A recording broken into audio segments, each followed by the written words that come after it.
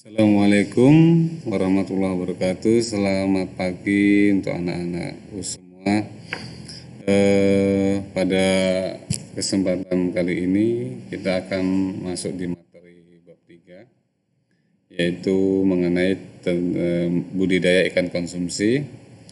Sebelum kita mulai pembelajaran ini, mari sama-sama kita berdoa menurut kepercayaan dan masing-masing. Berdoa dipersilakan.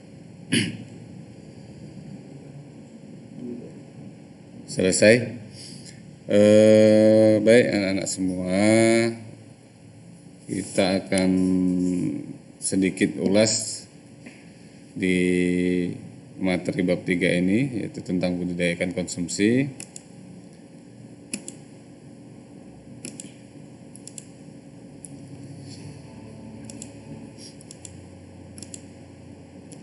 Nah, dari tujuan pembelajaran materi budidaya ikan konsumsi,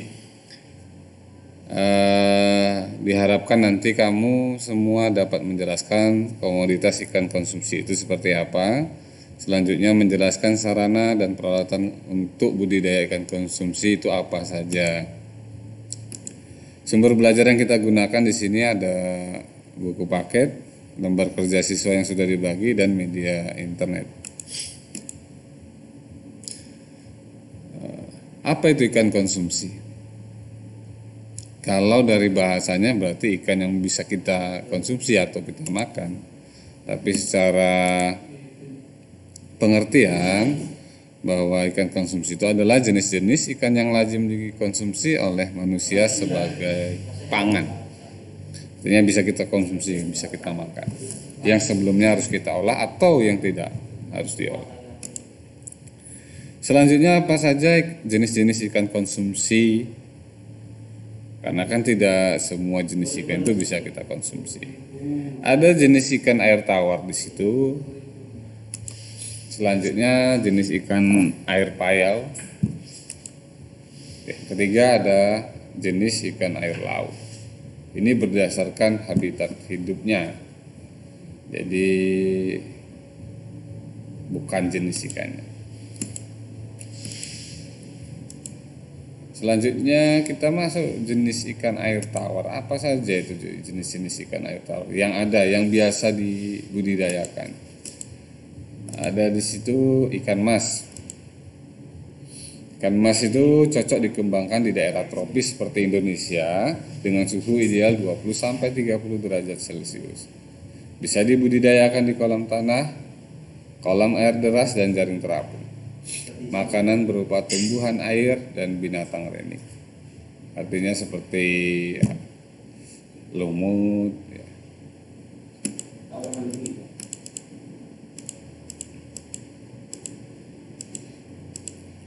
Selanjutnya jenis ikan air tawar yang kedua yaitu ikan nila.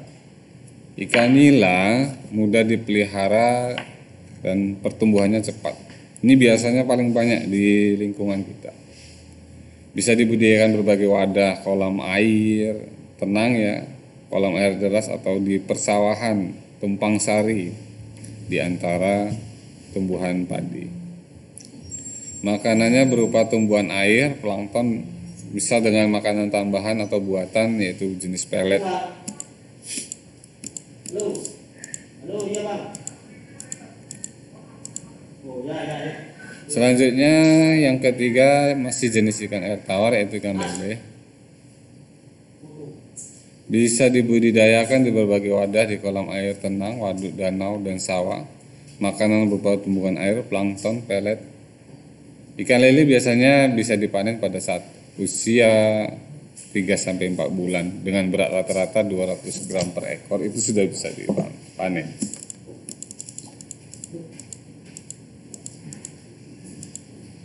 Selanjutnya ikan patin. Ikan patin itu dapat hidup di perairan dengan kandungan oksigen relatif rendah. Makanannya berupa ikan-ikan kecil, cacing, serangga, tumbuh-tumbuhan, dan udang kecil serta pelet.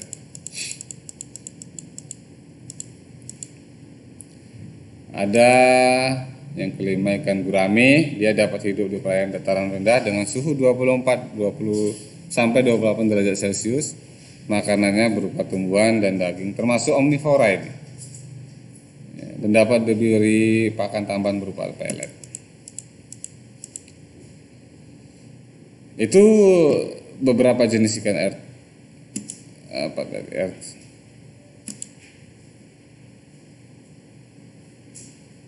Maaf ya, jenis-jenis yang kedua ini ikan air payau. Nah, ikan payau ini yang ada ikan bandeng di sini, termasuk jenis ikan herbivora, makanan berupa tumbuhan dan plankton.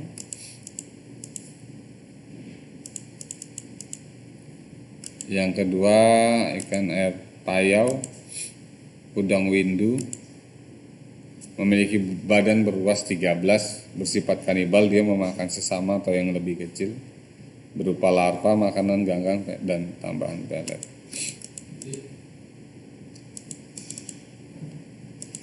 Yang ketiga ada jenis ikan air laut. Apa aja itu? Ada kakap putih, lokasi yang baik di perairan teluk dan perairan pantai yang terhindari angin, bebas dari pencemaran.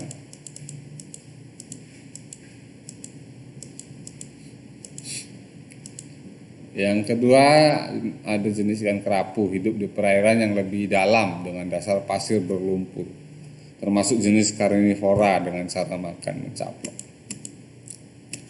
Selanjutnya sarana dan peralatan budidaya ikan konsumsi. Ada benih di sini ya. Minimal 100 gram, 5 sampai 8, nila 8, lele 5 sampai 8. Benih yang sehat adalah benih yang ciri-cirinya bergeraknya aktif, tidak cacat, dan memiliki sisi yang utuh.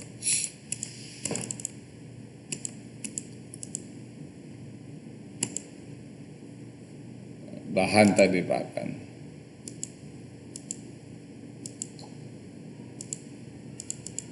Pupuk alami yang berasal dari kotoran hewan, maaf tadi kelewat ya. Pakan tadi berasal dari alami ya, dari perairan, dan pakan buatan berupa campuran bahan hewani dan nabati seperti pelet. Pupuk ini yang berasal dari kotoran sapi itu pupuk alaminya ya, sedangkan pembuatannya seperti ZA, TSP, dan NPK sama. Masih di bahan, pH air 6-8, suhu 25. Nanti bisa disaksikan ya di video pembelajaran ini. Ada berapa? Masih di bahan, obat-obatannya.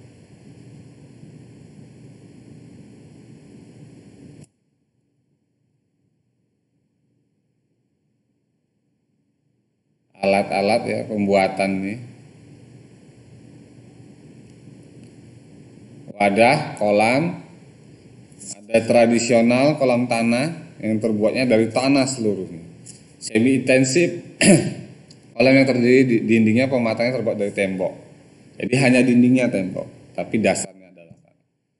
Sedangkan intensif, kolam yang seluruhnya terbuat dari tembok, artinya dalam metode semenisasi. Bak digunakan sebagai proses budidaya dengan bahan terbuat dari terpal. Akuarium bisa juga dipakai.